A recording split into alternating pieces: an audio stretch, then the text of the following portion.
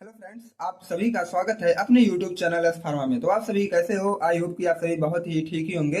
तो आज की वीडियो में हम बात करेंगे marketing B farm 8th semester का जो सब्जेक्ट है, और यह आपका एक इलेक्टिव सब्जेक्ट है, जिसमें हम लोग आज कवर करेंगे 2 मार्क्स का इंपॉर्टेंट क्वेश्चन। ठीक है, जो भी 2 मार्क्स इंपॉर्टेंट क्वेश्चन आने की उम्मीद है वो सारे आज हम यहाँ पे कवर करेंगे। तो यहाँ पे नंबर 1 से नंबर 5 तक जितने भी 2 मार्क्स वाले क्वेश्चन बनते थे, सारे क्वेश्चन मैं लिख के यहाँ पे आज सभी के लिए सोल्यूशन भी उसके साथ लेके आया हूँ। ठीक है, तो जो हमारा क्वेश्चन नंबर फर्स्ट है वह है differentiate between consumer and industrial buying behaviour. यहाँ पे आपको क्या बताना है कि दोनों में डिफरेंस बताना है, मतलब कंज्यूमर और इंडस्ट्रियल बाइंग बिहेवियर दोनों में डिफरेंस क्या है। अब सबसे पहले हम इसमें बात करेंगे कि कंज्यूमर का। अब देखो, कंज्यूमर हमारा क्या होता है? कंज्यूमर हमारा वही होता है जो हमारे प्रोडक्ट को लेकर और वह अपने ऊपर अप्लाई या यूज करे। मीन्स क्या है? उपभोक्ता जो हमारे प्रोडक्ट को लेके और उसका यूज करे, उसे हम क्या बोलते हैं? कंज्यूमर या कस्टमर। अब देखो क्या है, उसमें आपको बताना है कि उसका बाइंग बिहेवियर क्या है। जैसे आपके प्रोडक्ट का वो तो यूज कर रहा है, लेकिन जब आपके प्रोडक्ट वह खरीदने गया तो उसका विचारधारा या उसका व्यवहार आपसे या आपके प्रोडक्ट से कैसा रहा होगा, ये सब जब हम देखते हैं तो वो किसमें देखेंगे? कंज्यूमर बाइंग बिहेवियर में। अब देखो क्या है, जैसे कि जो कंज्यूमर है कोई भी दवा या कोई भी और प्रोडक्ट जब लेने जाता है तो क्या सोचता है कि यार अगर हम पैरासीटामॉल ले रहे हैं तो फीवर के लिए अच्छी होगी कि नहीं, और वह कितने दाम में मिलेगी, कितना उसका साइड इफेक्ट होता है, ये सारी चीजें वो सोचने लगता है। ठीक है, तो प्रोडक्ट लेने से पहले जो हमारे कंज्यूमर कुछ सोचने लगते हैं, उनके अंदर जो कुछ विचार्स आते हैं, उन्हें हम क्या बोलते हैं? Consumer buying behaviour. Consumer buying behaviour refers to the decision making process and action of individual when purchasing products for personal use. अब देखो, पर्सनल यूज के लिए जो भी हम लोग सामान खरीदते हैं, सबसे पहले क्या करेंगे?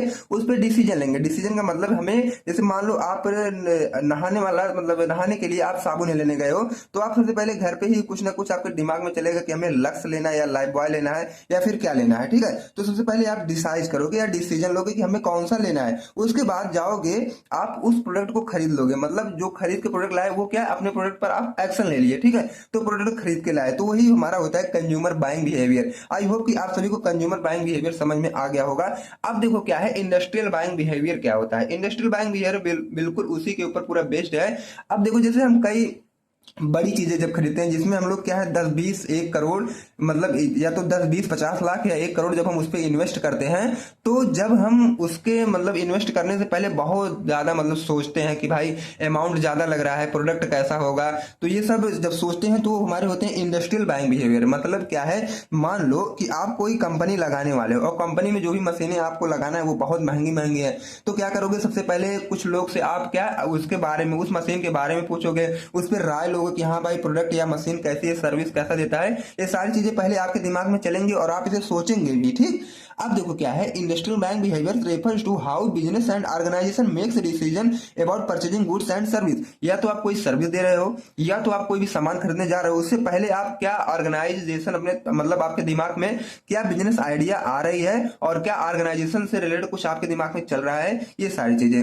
अब देखो, it involves a systematic process where multiple decision makers evaluate option based on a factors like pricing, quality, supplier reliability. अब देखो, जो आपके दिमाग में चलता है, जैसे सबसे पहले क्या है यार, वह जो आप चीजें या वस्तु या थिंग्स खरीदने जा रहे हो उसकी प्राइस क्या होगी, क्वालिटी अच्छी मिलेगी कि नहीं, सप्लायर रिलेबिलिटी, उसको मतलब सप्लाई जो अच्छे से हो पाएगी नहीं, ये सारी चीजें हम अपने दिमाग में पहले सोचते हैं, तब जाके किसी प्रोडक्ट को लेते हैं। ठीक है, तो ये जो हमारा क्वेश्चन नंबर फर्स्ट था, differentiate between consumer and industrial buying behaviour, I hope कि आप सभी का क्लियर हुआ होगा।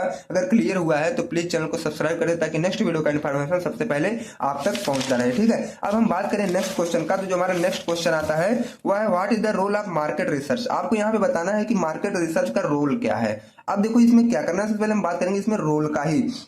Helps to understand the need of customer and their performance. अब देखो यहाँ पे क्या है, जैसे आप मार्केट में आ गए हो, ठीक है, अब मार्केट रिसर्च आप करना स्टार्ट किए, अब उसका रोल उसमें क्या है, इसमें आपको ये समझना है कि आपके कस्टमर को मतलब उसके अपने प्रोडक्ट के बारे में उसको आप जानकारी दो। ठीक है, और ये भी बताओ कि आपका प्रोडक्ट कितना अच्छा उसका परफॉर्मेंस है, ये सारी चीजें आप अपने कस्टमर को बताओ। Helps to create profile profile of our customer. अब देखो क्या है, कुछ कस्टमर की प्रोफाइल बनती है, ठीक है, उसको क्रिएट करने में भी ये हेल्प होता है। और थर्ड जो है क्रिएट मोर इफेक्टिव मार्केटिंग, और इसमें क्या है मोर इफेक्टिव मार्केटिंग भी क्रिएट हो जाती है।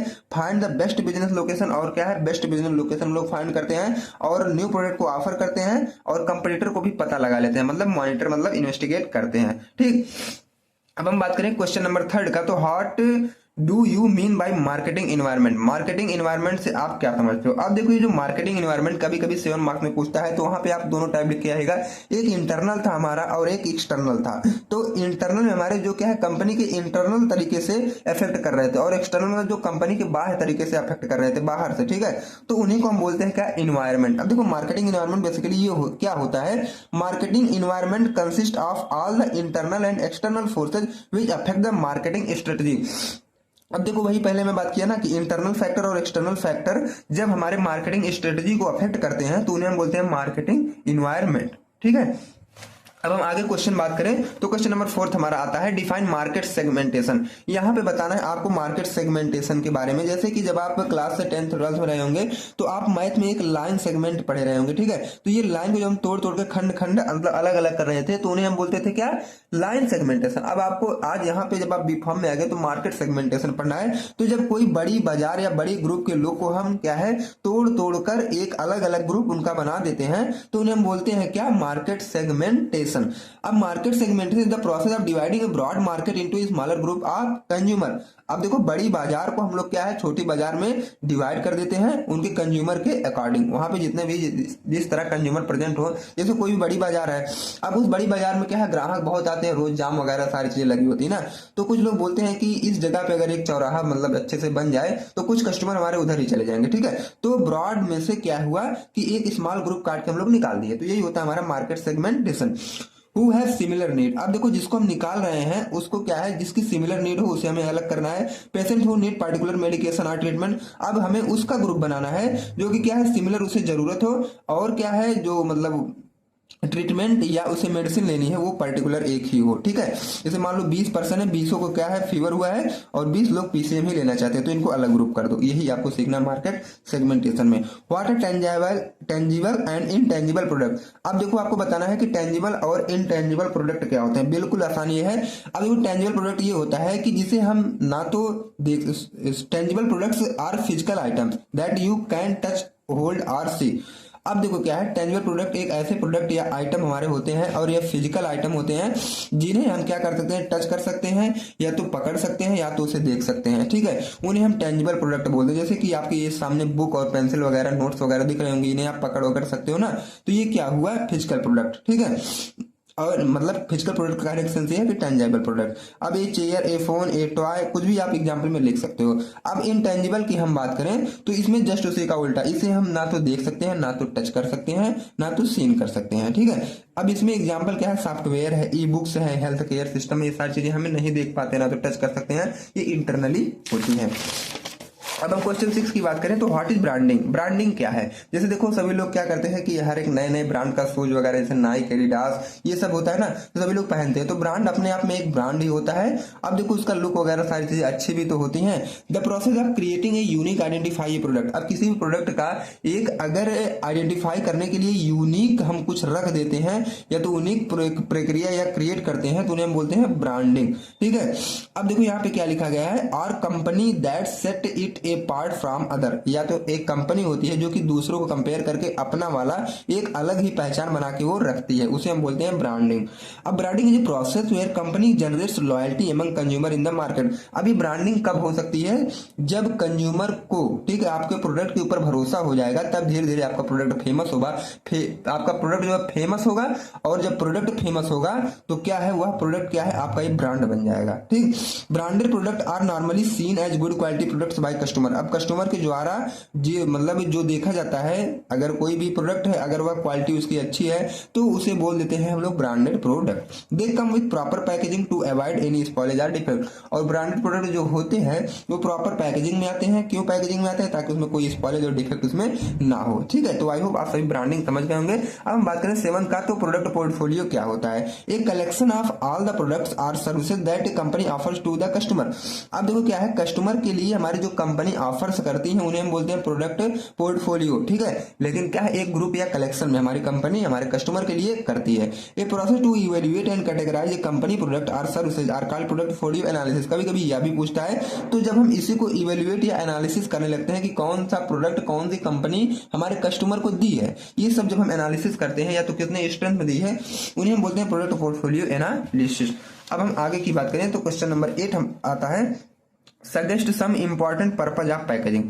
अब देखो क्या है कि जो ये पैकेजिंग होता है उसका कुछ पर्पज होता है ना, कि हम पैकेजिंग क्यों कर रहे हैं। ऐसे तो है नहीं कि हम पैकेजिंग बिना फालतू कर रहे हैं, कुछ तो रीजन होगा। अब इसमें पहला रीजन हमारा है कि अपने प्रोडक्ट को हम प्रोटेक्ट कर सकते हैं, बचा के रख सकते हैं, और उसे हम क्लीन मतलब फ्रेश भी रख सकते हैं, ठीक है। जैसे मान लो कोई खाने वाली चीज है, मान लो कुरकुरे ही मान लो, तो कुरकुरे को अगर आप बिना पैकेजिंग किए आप मार्केट में लेके आ रहे हो तो कितनी बेकार हो सकता है ना। तो क्या है, उसको फ्रेश रखने के लिए हम लोग पैकेजिंग ऊपर से कर देते हैं। Make is easy to use. अब देखो क्या है, आसानी से जब ये पैकेट में रहेगा तो पैकेट आराम से ऐसे करके फाड़ेंगे और आराम से खाते खाते घूमते टहलते निकल लेंगे, ठीक। Provide information about product. अब देखो क्या है, प्रोडक्ट के बारे में इन्फॉर्मेशन। अब जब उस कुरकुरे की पॉलीथीन के ऊपर सारी चीजें लिखी रहती है ना, तो प्रोडक्ट के बारे में पूरी इन्फॉर्मेशन होती है। उससे क्या है, एक जो कंज्यूमर होता है वह पढ़ सकता है कि इसमें क्या है कैसे है। Attracts customer. और देखो कस्टमर को अट्रैक्ट, जितनी अच्छी पैकेजिंग उतना अच्छा कस्टमर अट्रैक्शन, ठीक है। अब क्वेश्चन 9 की बात करें, डिफाइन फिजिकल डिस्ट्रीब्यूशन। ये फिजिकल डिस्ट्रीब्यूशन क्या होता है?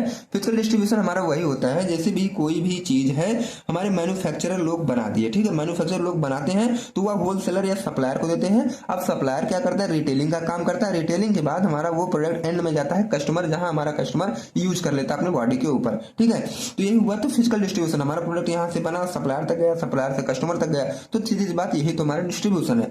अब physical distribution refers to the process of moving goods from the manufacturer supply to the customer. अब देखो गुड्स का मूविंग करना ही हमारा फिजिकल डिस्ट्रीब्यूशन है, लेकिन कहां से कहां तक, मैन्युफैक्चरर और सप्लायर से कस्टमर तक, ठीक है। अब the goal of physical distribution is to deliver product. अब इसका अगर मेन गोल देखा जाए तो प्रोडक्ट को डिलीवर करने का ही है फिजिकल डिस्ट्रीब्यूशन का, ठीक है। अब डिफाइन चैनल कॉन्फ्लिक्ट्स। ये चैनल कॉन्फ्लिक्ट्स क्या होता है? अब देखो पहले ओवरव्यू आप समझ लो कि चैनल कॉन्फ्लिक्ट्स क्या होता है। जैसे कि आपके मार्केट में दो क्या है, ये कंपटीटर है, ठीक है। अब ये बोलेंगे कि हमारा प्रोडक्ट का व्यू जो है बहुत ही अच्छा है, प्राइस भी कम है, इफेक्टिव भी है, और अब ये बोलेंगे कि हमारा भी सेम चीजें है, तो दोनों लोग आपस में झड़ने लगेंगे, मतलब लड़ाई झगड़ा करने लगेंगे।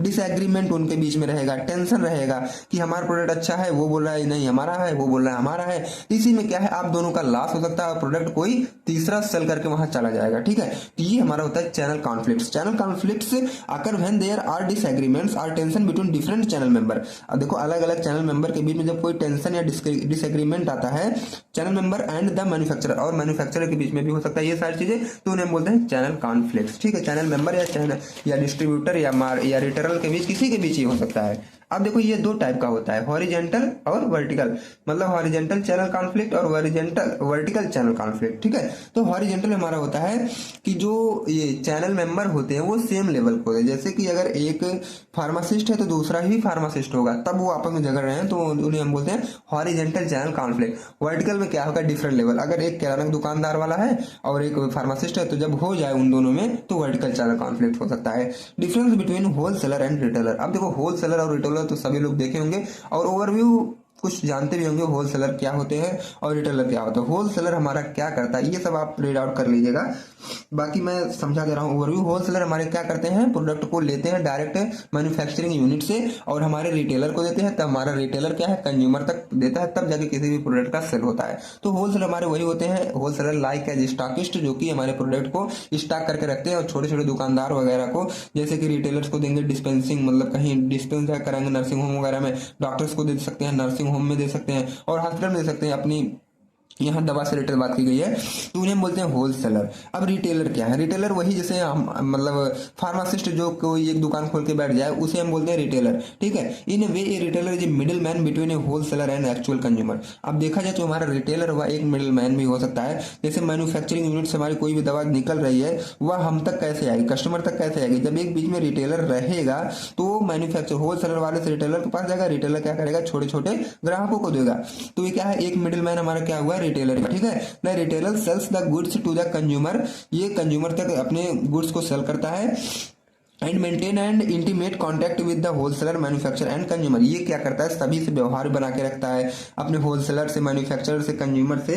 ये मतलब बहुत ही अच्छे आदमी होते हैं कहो तो। The retailer dealer in pharmaceutical trade is known as chemist or a pharmacist. अगर देखा जाए फार्मास्यूटिकल फील्ड में तो रिटेलर हम वही ना फार्मासिस्ट या केमिस्ट आपको बोल सकते हैं, जो कि हमारी मेडिसिन को इधर उधर प्रोवाइड कर रहे हैं। अब देखो क्या है हमारा next, right the various roles of PSR. अब पीएसआर के अलग अलग रोल होते हैं, उनको हमें समझना। पीएसआर मीन्स जैसे कि एक हमारा अपना सर्विस देता है हर एक डॉक्टर के पास, वैसे पीएसआर भी होते हैं प्रोफेशनल सेल्स रिप्रेजेंटेटिव। अब sales people have to do more than call only while they interact with customer. PSR should call और meet the customer at their convenience, give truthful recommendation about the commerce या service. अब देखो ये PSR क्या करते हैं, अपने product के बारे में जैसे कॉल से, मैसेज से या तो फिजिकल कांटेक्ट करके अपने प्रोडक्ट के बारे में उन्हें समझाएंगे कि हमारे प्रोडक्ट पे आप भरोसा करो, इसकी क्वालिटी अच्छी है, प्राइस भी एफोर्डेबल है, और अगर देखा जाए अगर मेडिसिन से रिलेटेड है तो उसमें साइड इफेक्ट कम है। तो ये सारी चीजें एक पीएसआर अपने कस्टमर को बताता है, ठीक है। कभी कभी ये जो पीएसआर होते हैं फिजिशियन को भी बताना पड़ जाता है, तो ये सारी चीजें हमारे पीएसआर ही करते हैं, तो यही रोल है पीएसआर का। अब देखो यहाँ पे लिखा गया कुछ स्पेशल रोल, जैसे प्रोडक्ट को प्रमोट। अब देखो जाहिर सी बात है, जब आपने अपना प्रोडक्ट के बारे में कहीं पे कैंप वगैरह लगा के आप बताओगे तो वो क्या हुआ, प्रोडक्ट का प्रमोशन ही तो हुआ। Promotion, promoting products or service to customer. Customer तक हम अपने प्रोडक्ट या सर्विस को जब प्रमोट करते हैं तो उन्हें बोलते हैं प्रोडक्ट प्रमोशन। सेल्स कॉल का है meeting with customer to present product or service. अब देखो हमें क्या है, मीटिंग करना है कस्टमर के साथ, और उस मीटिंग में हमें बताना है कि हमारा प्रोडक्ट कितना अच्छा है, कितना वैल्यूएबल है, कितना प्राइस वगैरह, ये सारी चीजें बतानी है। Order management, managing sales order and ensuring time delivery. अब देखो जो कहीं से अगर आपको ऑर्डर मिल जाता है तो उसको टाइम से आपको डिलीवर करना है, कितना ऑर्डर है, ये सारी चीज आपको नोट करना है। कस्टमर नीड, और वहां पे कस्टमर की जरूरत क्या है उसको आपको समझना है और उसका सोल्यूशन तुरंत आपको दे देना है, ठीक है। ये हमारे थे कुछ स्पेशल रोल पीएसआर के। अब देखो मार्केटिंग और सेलिंग में डिफरेंस क्या होता है, difference between marketing and selling. अब अगर देखा जाए तो marketing is the process of promoting and selling product. Marketing भी तो हमारा क्या है, जब हम अपने प्रोडक्ट की ये प्रमोटिंग या तो सेलिंग कर रहे हैं उन्हें हम मार्केटिंग बोलते हैं, या तो खरीद रहे हैं या तो बेच रहे हैं कोई प्रोडक्ट उन्हें हम मार्केटिंग बोलते हैं। ये तो मार्केटिंग आप समझिएगा, लेकिन सेलिंग भी एक मार्केटिंग का ही पार्ट है, क्योंकि बिना मार्केटिंग के सेलिंग नहीं है और बिना सेलिंग के मार्केटिंग नहीं है। तो ये डिफरेंस कैसे हुआ, इसमें देखो क्या है, convincing people to buy a product or service. हम क्या करेंगे, अपने प्रोडक्ट या सर्विस के बारे में हम पीपुल को या कंज्यूमर या कस्टमर को समझाएंगे, ठीक है। Focus on the product features and benefit, और पीपुल को यह भी हम फोकस करवाएंगे कि हमारे प्रोडक्ट का फीचर देखो और उसका लाभ देखो। Primary aim is sales to the product, और यहाँ पे अगर देखा जाए सेलिंग में तो हमारा प्राइमरी एम क्या रहेगा कि हमारा सामान कितना बिक रहा है, ठीक है, सेल पे पूरा रहेगा। Selling comes under marketing as it A part. अब देखो वही पहले बता दिया था ना कि मार्केटिंग का एक पार्ट भी है सेलिंग हमारा। What is consumerism. Next question हमारा आता है कंज्यूमरिज्म क्या होता है। कंज्यूमरिज्म मतलब कंज्यूमर से लिया गया है, तो consumerism mean focusing on the customers need and wants. अब वो कंज्यूमरिज्म क्या करता है कि कस्टमर का नीड मतलब उसे जरूरत क्या है और वह क्या चाहता है, इस पर पूरा ये फोकस करता है। It's about understanding what customer like and want. इसमें क्या होता है कि हमारा कस्टमर जो है क्या पसंद करता है और क्या चाह रहा है, ठीक है। Then provide products or service to make them happy. तब आपको क्या करना है, उस पर जो भी प्रोडक्ट वह चाह रहा है उसको आप प्रोवाइड करो या तो सर्विस प्रोवाइड करो ताकि वह खुश रह सके, ठीक है, हमारा जो कस्टमर है। अब हम नेक्स्ट की बात करें तो हमारा क्वेश्चन नंबर 15 आता है, what is objective of pricing. आप देखो प्राइसिंग का ऑब्जेक्टिव मतलब उद्देश्य क्या होता है। जैसे आप कोई भी प्रोडक्ट बनाए हो उसे 15 रुपए प्राइस रख दिए, तो इसका क्या उद्देश्य है। सबसे पहले क्या है, तो हम ज्यादा से ज्यादा पैसा कमा सकते हैं, मैक्सिमाइज प्रॉफिट। ऐसा तो है नहीं कि हम इसे फ्री में बेचेंगे, कुछ रखेंगे तभी तो हमारी प्रॉफिट होगी, तो मैक्सिमाइज सेल। अब देखो ज्यादा से ज्यादा सेल भी होगा और मार्केट शेयर भी बढ़ेगा आपका और कस्टमर भी सेटिस्फाई रहेंगे और बिजनेस आपका तेजी से भी चलेगा, ठीक है। ये क्यों हुआ, जब हम इसमें प्राइसिंग कर रहे हैं तब। आप क्वेश्चन 16 की बात करें तो mention norms of customer call. आप देखो कस्टमर कॉल्स को हमें कैसे हैंडल करना है। सबसे पहले आपको डिटेलिंग बतानी है, सैंपलिंग के बारे में बताना है, मॉनिटरिंग के और रिटेलिंग के। अब देखो डिटेलिंग क्या होता है, जब कोई भी हमारा कोई किसी भी फिजिशियन के पास जाता है तो अपने प्रोडक्ट की पूरी सारी उसे जानकारी देता है कि सर हमारा ये रेट कितना है, आपको कितने में मिलेगा, इसकी वो क्या है, मतलब ये सब बायोअवेलेबिलिटी वगैरह अपने वो मेडिसिन का बताता है। तो डिटेलिंग हमारा वही हुआ ना, detailing means to provide detail information about drug. Drug के बारे में डिटेल इन्फॉर्मेशन प्रोवाइड करना, उसे हम बोलते हैं डिटेलिंग। सैंपलिंग क्या है, अब देखो the indicate the presentation of sample. हम क्या किए, अगर 10 मतलब इसमें टैबलेट है तो उसमें से 5 काट के हम एक अपने केमिस्ट या फिजिशियन को दे देते हैं कि भैया आप इसे सैंपल में चलवाइएगा, बाकी जैसा परफॉर्मेंस रहेगा हमें बताइएगा, ठीक है। तो प्रेजेंटेशन, अपने प्रोडक्ट की प्रेजेंटेशन थोड़ा सा सैंपल व काट के दे देते हैं, तो उसे हम बोलते हैं सैंपलिंग। अब हम बात करें मॉनिटरिंग की, तो रेगुलर चेक द प्रोडक्ट। अब जो आप प्रोडक्ट देके आए हो, अगर वह यहाँ से ऑर्डर आपको मिल जाता है तो आप प्रोवाइड कर दिए, लेकिन आपको क्या करना है, रेगुलर चेक भी करना है कि वो अच्छे से मतलब सेलिंग हो रही है कि नहीं, क्या कैसे, सारी चीजें आपको मॉनिटर भी करना है, सर्विलांस वगैरह करते रहना है। रिटेलिंग में क्या है, visit to the retailers is also important. अब देखो रिटेलर तो हमारे मेन होते हैं कि जो आप होलसेलर से ले लेते हैं और छोटे छोटे करके बहुत सारे दवा उन लोग बेच लेते हैं, ठीक है। तो उनके भी हमें क्या है, उनको भी महत्वता देनी है और उनसे मिलना है, सारी चीजें उनको भी अहमियत उतनी ही देनी है, ठीक है, जितना ज्यादा आप एक केमिस्ट को देखो। अब देखो they name the determinants of promotional mix. अब देखो प्रमोशनल मिक्स के बारे में आपको बताना है। The promotion is the key player marketing mix that includes 4 P's like product, price, promotion and place. इसमें 4 चीज ऐड होती है बेसिकली हमारे, प्रोडक्ट, प्राइस, प्रमोशन और प्लेस। अब देखो क्या है, it's make a link between the seller and buyer. ये एक लिंक भी क्रिएट करता है हमारे सेलर और बायर के बीच में। The term promotional mix indicate means to do business by delivering information by the products और service the terms of their benefit to the user. अब देखो जो हमारे यूजर या कस्टमर हैं, तो प्रमोशनल मिक्स में यही होता है कि हम अपने यूजर या कस्टमर तक अच्छी सुविधा या तो अच्छी सर्विस या प्रोडक्ट की अच्छी मतलब डिलीवरी, ये सारी चीजें हम करवा सकें और उनको अपने प्रोडक्ट के बारे में सारी इंफॉर्मेशन भी दे सकें, उन्हें हम बोलते हैं प्रमोशनल मिक्स। तो फ्रेंड्स हमारा इतना क्वेश्चन था, जिसकी उम्मीद है कि 2 मार्क्स में शायद ये क्वेश्चन आ जाए। तो बेस्ट ऑफ लक आपके एग्जाम के लिए। मिलते हैं किसी अगले वीडियो में गेस्ट पेपर के साथ। Okay friends, thanks for watching this video.